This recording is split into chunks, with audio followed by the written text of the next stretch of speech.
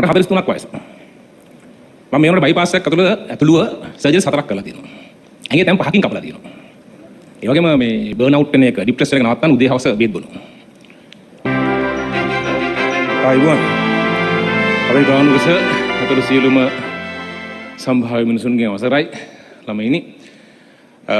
මේක මේ කතා අහන වෙලාවක් නෙවෙයි මම හිතන්නේ දැන් කට්ටිය ටිකක් ඇද වෙලා වගේ ඉන්නේ. මන්ට ඉක්මනට ගියාගෙන යන්නම් කියන්න තියෙන ටික මෙහෙමයි. මං ඇහුවොත් ඔයගොල්ලන්ගෙන් මේ ඇයි ICT කරේ එහෙම නැත්තම් ඇයි A level කරන්නේ ඇයි කැම්පස් යන්නේ වගේ එකක්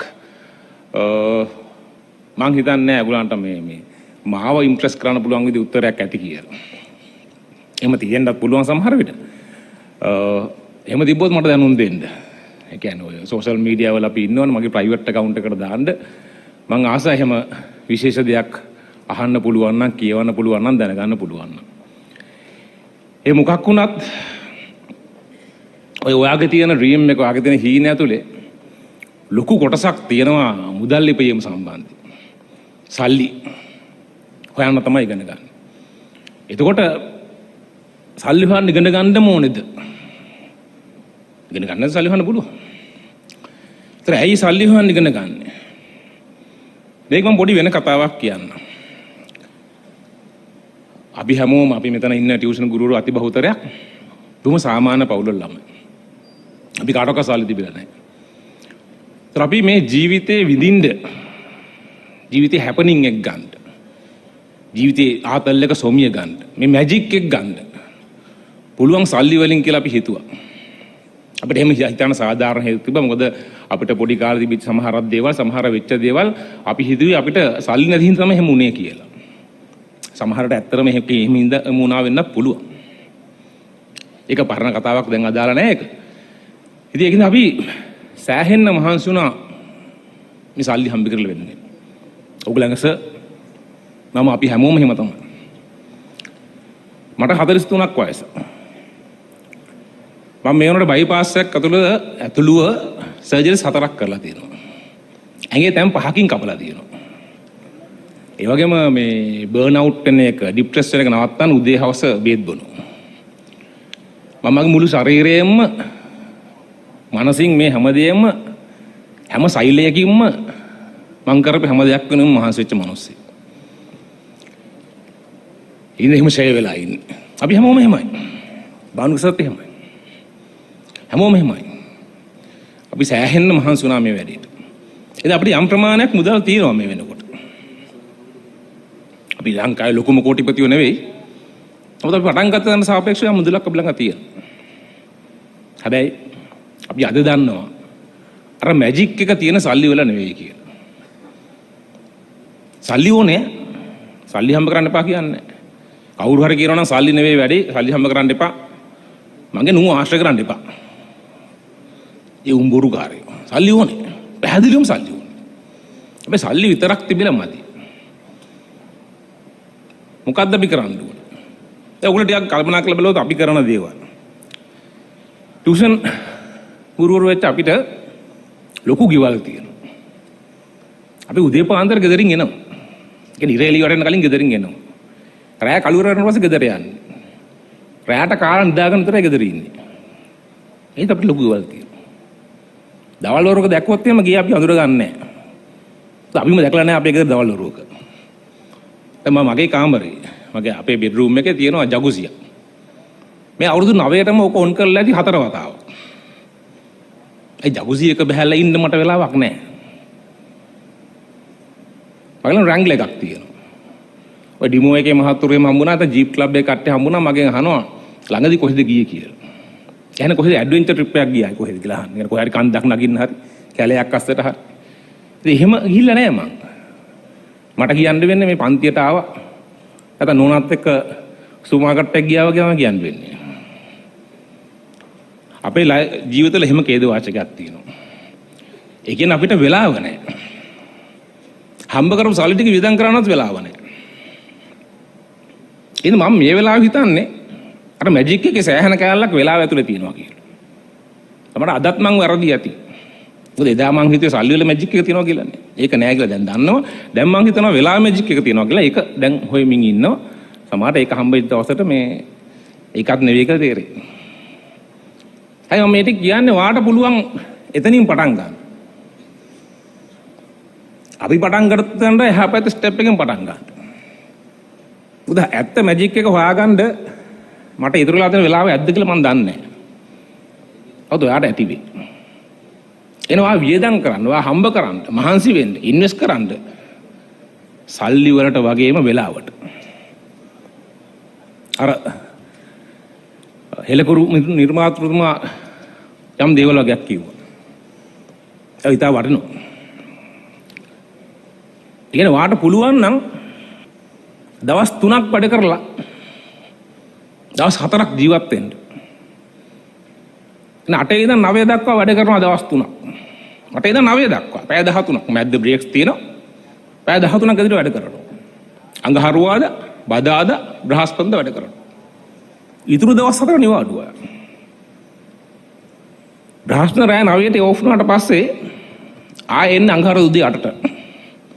ඉතුරු දවස් 4 ඔයා කැමති විදියට ඔයා ජීවත් වෙනවා. ඔයා ආස විදියට ඔයා ජීවත් වෙනවා. හැබැයි වාට එහෙම ඊතුරු දවස් 4 ජීවත් වෙන්න අවශ්‍ය වියදම් ටික අර වැඩ කරන දවස් 3න් සහ ඒකෙන් හැදිච්ච මොකක් හරි හම්බ වෙන්න ඕනේ. මං ගැන මේක පොඩ්ඩක් හිතන්න. ඒ කියනවා වා මහන්සි වෙන්න ඕනේ. වා වැඩ කරන්න ඕනේ. සල්ලි වලට වගේම අර ජීවිතෙත් ඉතුරු වෙන විදිහට. ඒක ප්ලෑන් කරන්න. අද ඉඳන් ඒක ප්ලෑන් කරන්න. ඒක හිත අනද වාට ඇචීව් කරන්න බැරි වෙයි.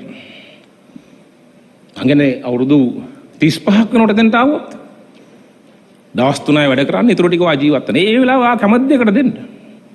ගෙදර අයත් එක්ක ඉන්නවද වා තනියෙන් ඉන්නවද මන් දන්නේ නැහැ. ඩිපෙන්ඩ්ස්. ලෝකේ වටේට යනවද ඕනක. වාට නිවාඩු දාන්න ඕන දවස් 3යි නිවාඩු දාන්න තියෙන්නේ. සතියක් නිවාඩු හම්බ වෙනවා. සතියක් නෙවෙයි. අර දවස් 4ක් සෙට් වුණාට පස්සේ වාට එක දින දවස් 11ක් නිවාඩු හම්බ වෙනවා. දවස් 3ක් නිවාඩු දැම්මම. අර ඔසි වගේ ගිහිල්ලා යාළුවෙක් හම්බෙලා එන්නත් පුළුවන්. මොකද අපේ යාළුවෝ එරියර කෙහි ඉන්නේ. අපි කීප දෙනෙක් තමයි ලංකාවේ ඉන්නේ මේ වෙලාවේ. ඔන්නෝම දේවල් තියෙනවා. එනවා පොඩි කාලේ ඉඳන් මං හරි ආස වුණා මේ පබ්ලික් ෆිගර් එකක් වෙන්න. නම කිව්වම මිනිස්සු දන්න චරිතයක් වෙන්න. මං යම් තාක් දුරකට ඒක ඇචීව් කරලා තියෙනවා මේ වෙනකොට. හැබැයි දැන් තේරෙනවා ඒක මල වදයක් කියලා. ඒතකොට ඒක ඇස්සේ මට මාව නැති වෙනවා. මට මගේ නිදහස නැති වෙනවා. මට පිස්සුවින්ද මං එහෙම කියනවත් දන්නේ නැහැ. නමුත් ඒක න කරදරයක් න බර්ඩන් එකක්. මං කියන්නේ වා ඩිස්කවර් කරන්න පටන් ගන්න හොයන්න පටන් ගන්න ඇත්තටම වාට මොනවද ඕනේ කියලා. ඒක හොයාගෙන යන්න. මේ এডুকেෂන් කියන එක වැදගත් වෙන්නේ ඔන්න ඔතෙන්දී. එහෙනම් වාට ඩිග්‍රියක් තිබ්බට වාට කවුරක්වත් රස්සා දෙන්නේ නැහැ. එහෙනම් වාට ෆැක්ට් වා හිතන්න වාට බිස්නස් එකක් තියෙනවා වාට කම්පැනියක් තියෙනවා වාට ෆැක්ටරියක් තියෙනවා මොකක් හරි මගුලක් වාට තියෙනවා. වා එතන කාව හරි ගන්නවද එයාලා ඩිග්‍රියක් තිබ්බ පමණින් නෑනේ. ඒ අදාළ වැඩේ කරන්න පුළුවන් කෙනෙක් හොයාගන්න. ඒ අදාළ වැඩේ කරන්න අවශ්‍ය නොලෙජ් එක කියන්නේ එක සාධකයක් විතරයි. ඇටිටියුඩ් ස්කිල්ස් නොලෙජ් මේ ඔක්කොම ඕනේ. ASK attitudes skills knowledge. ඒ සියල්ල ඩෙවලොප් කරගන්න. ඒක ඩෙවලොප් වෙනවා ඔයාගේ ස්ටේටස් මාරු වෙනකොට. හිතන්න ඔයා පොඩි ස්කෝලේ එකක ඉගෙන ගත්තේ. ඔයා ශිෂ්‍යත්වයේ හරි ඕලේ හරි පාස් වෙලා නගරේ ස්කෝලේකට එනවා. දැන් ඔයා ජීවත් වෙන්නේ ඔයාගේ මට්ටමේ ළමයි ටිකක් එක්ක. ඒ එක්ස්පීරියන්ස් එක ඔයාට අර ගමේ ස්කෝලේද හම්බෙන්නේ නැහැ. ගමේ ස්කෝලේ වගේ වටේ හිටපු අය හිතන විදිහට නෙවෙයි දැන් ඔයාගේ අලුත් ස්කෝලේ ළමයි හිතන්නේ. ඒගොල්ලෝ වෙන දේවල් කියනවා. වෙන දේවල් කතා කරනවා. ඔයාගේ ලෝකෙ ලොකු වෙනවා. ඔයා එළවල පාසල කැම්පස් යනවා. දැන් එතනත් ඉන්නර හොඳටම ඉගෙන ගත්තේ උන් වගේ. උන් කතා කරන වෙනම දේවල්. එතන ආට හම්බ වෙන ලෙක්චරර්ස්ලා. ඒගොල්ලන් ආශ්‍රය කරලා බලන්න. ලංකාවේ මහා සද්දන්ත මිනිස්සු ඉන්නවා. මෙලෝ සද්දයක් නැති. හරි ලෝ ප්‍රොෆයිල් ජීවිත ගත කරන සමහරට නම කිව්වම ලෝකෙම දාන්න මිනිස්සු. මිනිස්සු එක පැයක් කතා කරාම ලයිබ්‍රරියක් කියවුවා වගේ තමයි. අනවා හිතන පතන විදිය වෙනස් වෙනවා. හිතනවා මෙහෙන් MSc එක අරගෙන BSc එක අරගෙන MSc හරි PhD හරි කරනවා ලෝකෙ ලොකුම යුනිවර්සිටි එකට යනවා. පළවෙනි 50 වගේ දිනකට යනවා. එතන උනාට හම්බෙන ලෝකයේම ඉන්න හොඳ මිනිස්සු ටිකක්. එතන ඉන්න මිනිස්සුයි අර ගමේ ඉස්කෝලේ හිටපු ළමයිනුයි අතර තියෙන ආලෝක වර්ෂ ගානක් ගැප් එකක්. අන්න ඔයාට এডুকেෂන් වලින් හම්බෙච්ච ඇටිටියුඩ් වල වෙනස්කම්. එමුණු හිතන පතන විදිය එමුණුගේ ප්‍රශ්න වලට අප්‍රෝච් කරන විදිය මුළුමනින්ම වෙනස්. නිකන් හිතන්න. ඔයා කාටද යාළුවෙකුට කියනවා එන වෙලාව. මම 4:00 එනවා කියලා. අපි වට 4:00 එන්න උමනාවක් නැහැ. તો 4:00ටත් ගෙදර. ගෙදරින් පිටත් වෙනෙත් 5යි කාලට. අතෙන්ට යනවා 6ට විතර. සමහර ඊටත් පස්සේ. ඔයාට කිසිදු අංශු මාත්‍රක හැඟීමක් නැහැ. අර අනිත් මිනිස්සුගේ වෙලාවක ආభాසීනිය කළා දාන එක සම්බන්ධයෙන්. එයාගේ වෙලාවට වාගේ ගෞරවයක් නැහැ. අන්න ඒවා තමයි ඇටිටියුඩ්ස් කියලා කියන්නේ. ඔය වගේ මිස්ටේක්ස් වෙන්නේ නැහැ. ඔයාගේ ස්ටේජස් ටික ලොකු වුණා. ඒක හරියට මෙහෙමයි. මේක මම හැමදාම කියන කතාවක්. හිතනවා යාපනය යනවා කියලා හෙට උදේ. ගෙදර වාහනයක් නැහැ. ඒතර අද උදේ හෙට උදේම නැගිටලා කොළඹට ගිහිල්ලා කොළඹ කොටුවෙන් බස් එක නගලා යාපනය යනවා. පැය ගාණක් යනවා. අතරමැද වමනේ යනවා අරව මේව. එන කට්ට. කොහොමද සතිරසටක් යන්න වෙනවා යාපනේ. ඉරිදාට යන්න තියෙනවා නම් සිකුරාදා හවස ඉඳන් ඔළුව කරකැවෙනවා. ඇරිද උදේ පාන්දර නැගිටින්න ඕනේ නැගිටලා යන්න ඕනේ. බුදු අම්මෝ. හිතනවාට හොඳ කම්ෆර්ටබල් වාහනයක් දෙනක ඩ්‍රයිවර් කෙනෙක් එක්ක. ආට උදේ නැගිටින්න විතරයි තියෙන්නේ. නැගිටලා වාහන නගින්න විතරයි තියෙන්නේ. දත් මදින්න ඕනෙත් නැහැ. උඩ දත් මදින්න. ඔයාගේ වාහනේ යන්නේ. අතරමැද කොහෙන් ගන්න නැත්ත පොඩ්ඩක් මොන හරි කෑව. සීට් එක කඩගත්ත බුදිය ගත්තා. නැග්ග වෙලාවෙ ඉඳන් ඉති. නැගිට වෙලාවක මොන හරි කන්න තියෙනවා. අගේ ජීවිතේ පහසු වෙනව නේද? යාර හොඳ වාහනයක් ආපු එකේ. හිතනවා ප්‍රයිවට් ජෙට් එකක් තිබ්බා කියලා. මේ ස්කේල්ස් වෙනස් වෙන හැටි මාරයි නේද?